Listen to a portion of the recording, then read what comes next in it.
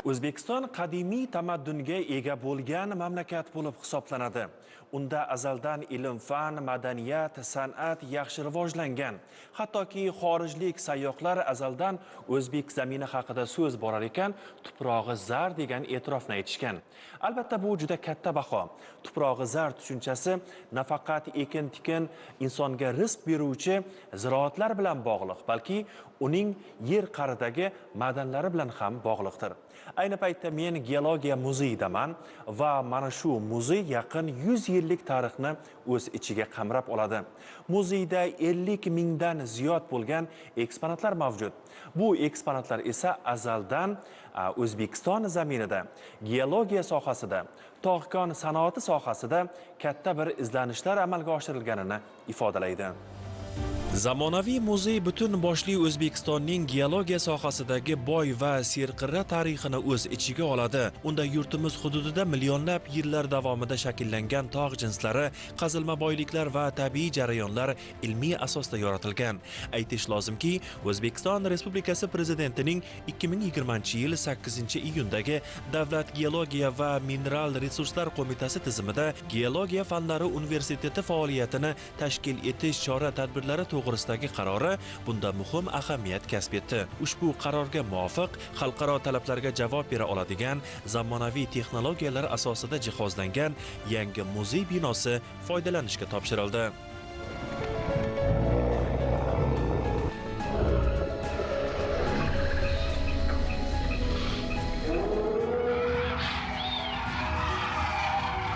Bu muzeyimizni tarixini oladigan bo'lsa, bu muzeyimiz 1926-yildan beri boshlangan. Birlamchi o'sha davrdagi ota-bobolarimiz, geologlarimiz bittalab yig'ib kelgan namuna deb hisoblaydigan bo'lsa, bir xonada jamlangan narsa. Mana qaranglarki, umr o'tishi, vaqt o'tishi bilan hozir bizni sohaga, ya'ni tog'kon sanoati va geologiyaga bo'layotgan muomala ahamiyati mana bitta ramzi desak ham bo'ladi. Hozir mana bu kelgan muzeylar boshidan oxirigacha hammasi bu geologiyani ramzi.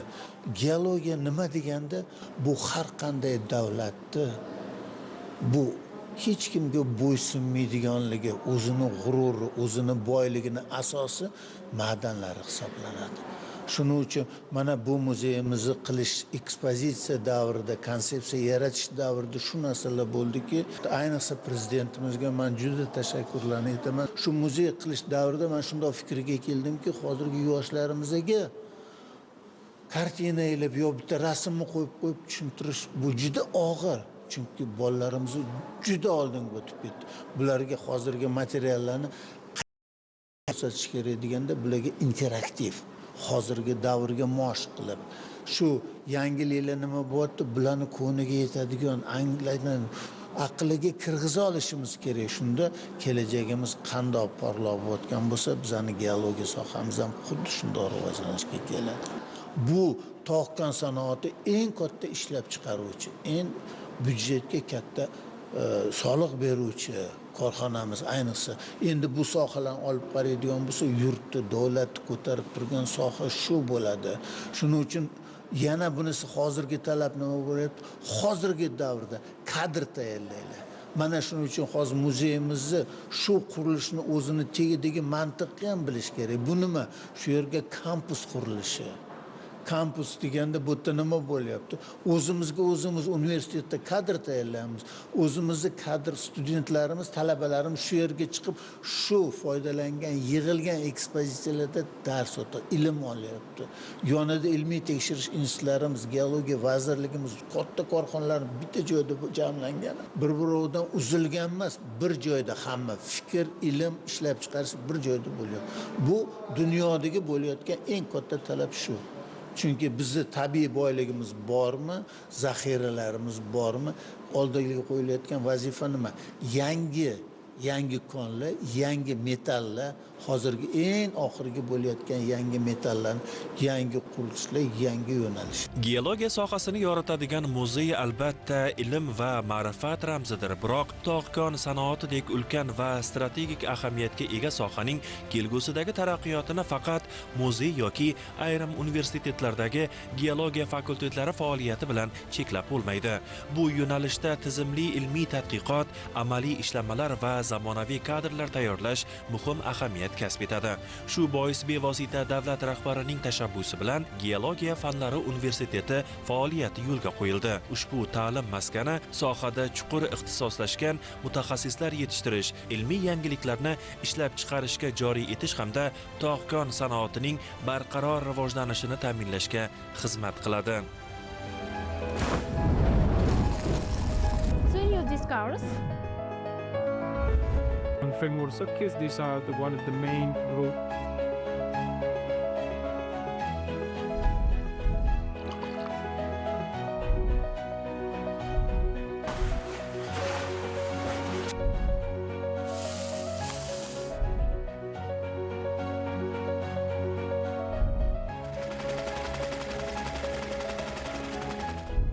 Geologiya fanlari universiteti muhtaram prezidentimizning shaxsan o'zlarining tashabbuslari bilan 2020-yil tashkil topgan bo'lib, asosan geologiya sohasida mutaxassis kadrlarni yetishtirish berishga qaratilgan oliy ta'lim muassasasi hisoblanadi.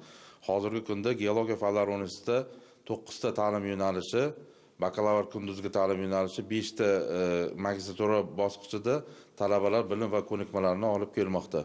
Universitetda talabalarni yetuk mutaxassis bo'lib yetishishlari uchun barcha shart-sharoitlar yaratilgan bo'lib, zamonaviy jihozlangan auditoriyalar, zamonaviy laboratoriya jihozlari, zamonaviy laboratoriya xonalari va talabalarni ishlab chiqarish va ta'lim bilan uzviy integratsiyasini bog'lash maqsadida universitetda 4 ilmiy tadqiqot instituti faoliyati yo'lga qo'yilgan bo'lib, bunda malakali professor o'qituvchilar, yuqori salohiyatli ilmiy xodimlar dars jarayonlarini olib borishadi. Talabalar bir vaqtimizda dars jarayonlari bilan bir vaqtimizda ishlab chiqarishdagi dolzarb muammolar yuzasidan bilim va ko'nikmalarini shakllantirishadi va ishlab chiqarishga tayyor kadr sifatida yetkazib berish bizning asosiy maqsadimiz hisoblanadi. O'zbekistonda sanoatni rivojlantirish uchun aynan geologiya bu driver soha hisoblanganligi uchun bevosita kadrlarga bo'lgan e'tibor ham shu jarayonda ehtiyojdan kelib chiqib oshib bordi. Oldin masalan O'zbekistonda asosan 2 ta oliy ta'lim muassasasida geolog mutaxassislar tayyorlanishar edi va geologiya sohasini keskin oshishi va kadrlarga bo'lgan ehtiyojning yuqori bo'lganligi uchun muhtaram prezidentimiz tashabbuslari bilan aynan geologiya fanlari universitetiga asos solindi va yetuk mutaxassis kadrlar tayyorlab berish yo'lga qo'yildi. Hozirgi kunda geologiya qidiruv ishlari 2 karra oshgan va o'sha 2 karra oshish hisobiga kadrlarga bo'lgan ehtiyoj ham o'z navbatida oshib bormoqda.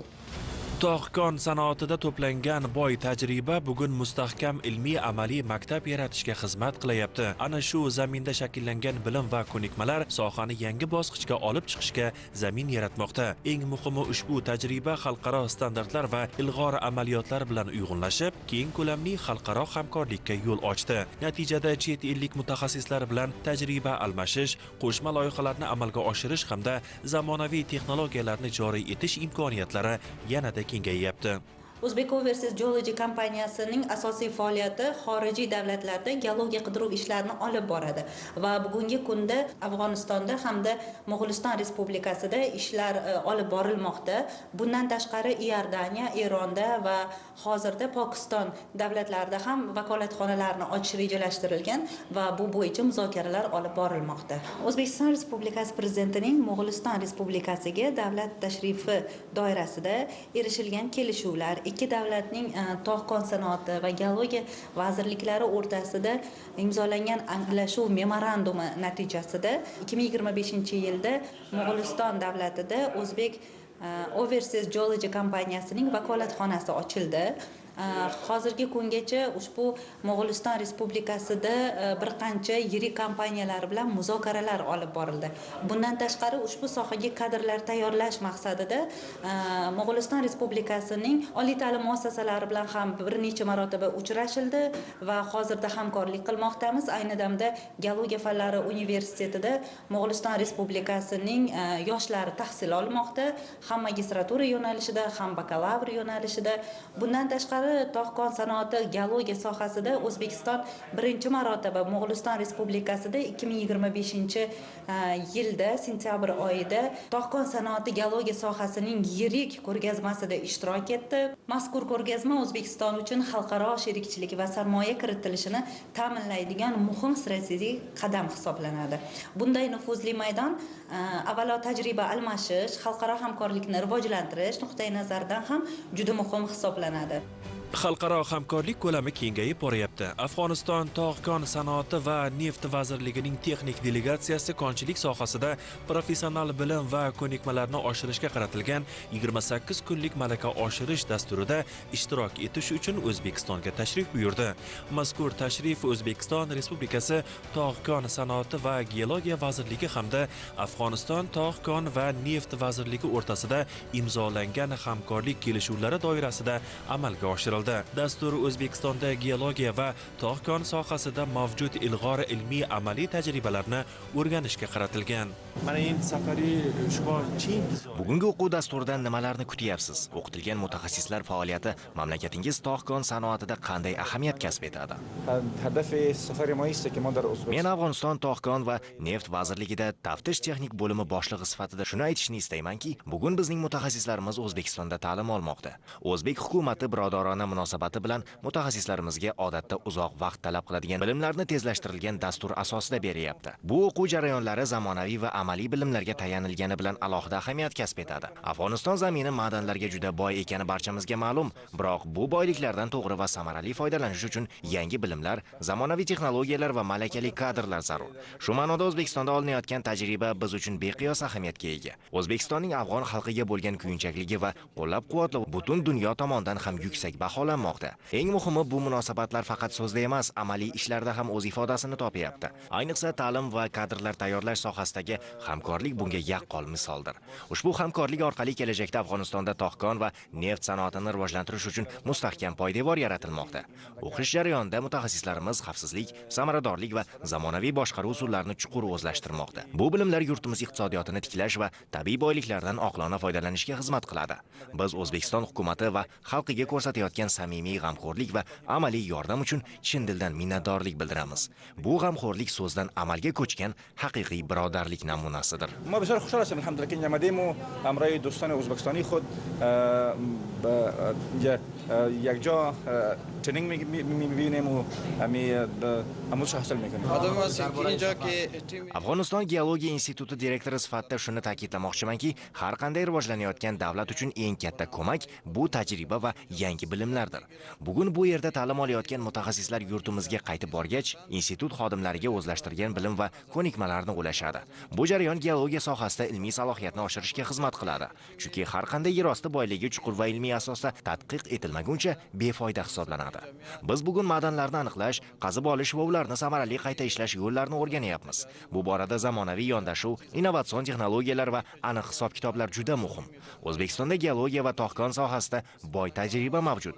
Ana shu tajriba asosida olinayotgan bilimlarimizni kelajakda Afg'oniston tabiiy boyliklaridan oqilona foydalanishga xizmat qiladi. Shuningdek, bu ta'lim jarayoni mutaxassislarimizdan mustaqil tadqiqot olib borish ko'nikmalarini shakllantiradi. Ilmiy hamkorlik orqali ikki davlat o'rtasida ishonch va o'zaro anglashuv mustahkamlanmoqda. Bunday tajriba almashuvi sohani rivojlantirishda muhim omil hisoblanadi. Biz ko'rsatilayotgan imkoniyatlar va samimiy qo'llab-quvvatlov uchun O'zbekiston tomoniga chuqur minnatdorlik bildiramiz.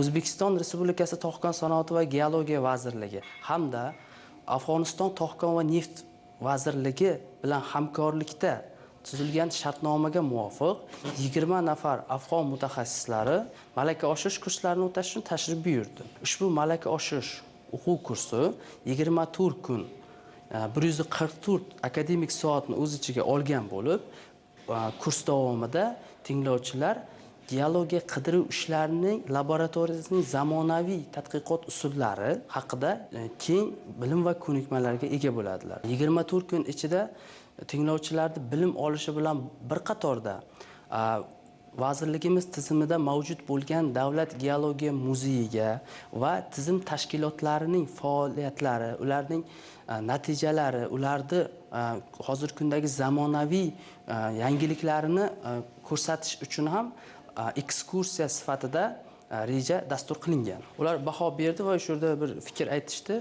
Menam juda o'rinli deb hisobladim buni. Bizda dedi zamonaviy texnologiyalar bor dedi. Lekin negadir yo ishlatilmagan, yo ishlatiladigan mutaxassis bo'lmagan. Agar shu O'zbekiston geologiya sohasi mutaxassislari sizlar borib bizga o'sha Afg'onistonda o'zini hududida, joyida o'sha apparatlarni o'rgatsangizlar, biz yana ham yaxshiroq natijalarni amalga oshirishimiz mumkin mamlakatimiz ko'lamida degan fikrlarni ilgari surdilar. Qo'llab-quvvatlov bo'lsa, u o'zi nisbatan harakat qilgandan ko'ra tezroq natijaga erishishi mumkin. Bu o'rinda bizning mamlakatimiz ham qo'shnimiz bo'lmish Afg'oniston Respublikasiga o'z yordam qo'llarini cho'zmoqda va ham amaliy, ham tajribaviy, ham malakaviy yo'nalishlarda bir beg'araz yordam sifatida ham buni ko'rishimiz mumkin. Geologiya va tog' sanoati bugun O'zbekistondagi strategik soha hisoblanadi. U nafaqat iqtisodiy taraqqiyotning asosiy harakatlantiruvchi kuchi, balki zamonaviy ilmiy tadqiqot va yuqori malakali kadrlarni tayyorlash uchun ham muhim zamin yaratadi. Oldin geologiyaga bizga pul ajratishayotganda doimo qisinishardi. Nimaga deganda byudjetda puli sizlar osmonga sochib yuborsizlar, kerakmi shu yerni kovlayverasanlar, yerni tagiga shtonni urasanlar, shaxta urasanlar devorardi. Hech qaysisi etmasdi. Navoiy kombinatiga 60 yil bo'layotgan bo'lsa, o'shani kim topib berdi? Qalmaqir konimiz Olmaliq kombinatini asosini kim yaratib berdi? Mana hozirgi oxirgi misollar oladigan bo'lsak, yoshlik konini kim berdi? Hozir mana 5 ta mis boyitish fabrikasi qurilyapti. Oxirgisi umuman gapirib bo'lmaydi. Qanaqa o'rinda? Buni hammasini bunday olib qarasa kim topib berdi? Neft gaz konlarimiz bo'ladimi? Yo umuman foydali qazilma. Даже oddiy qurilish materiallarini ham zaxirasini geologlar topib beradi. Mana endi to'g'ri munosabat bo'lyapti. Hozir nima deydi? Geologlarning ham yelkasiga quyosh tushib, ozgina shamol o'tib, sal bag'ridirimiz ochilib ishlaydigan bo'lyapmiz. Endi yangi texnologiya deganda davrdan orqada qolish kerak emas. Mana prezidentimiz doim oldindan ko'ra bilish. Bitta yo'nalish emas, umuman O'zbekistonni hamma tomondan olib. Qo'shnilarimiz bilan bo'layotgan munosabatda o'zi nima turadi? Qo'shning tinch, san tinch deydi. Soha salohiyati va boy tajriba xalqaro hamkorlikni kengaytiradi. Chet ellik mutaxassislar bilan qo'shma loyihalar va ilg'or texnologiyalarni joriy qilish imkoniyatlarini yaratadi. Shu bois geologiya va tog' sanoati rivojlanishi har doim davlatning e'tibor markazida bo'lib, kelajakdagi iqtisodiy va ilmiy ustuvorlikni ta'minlaydi.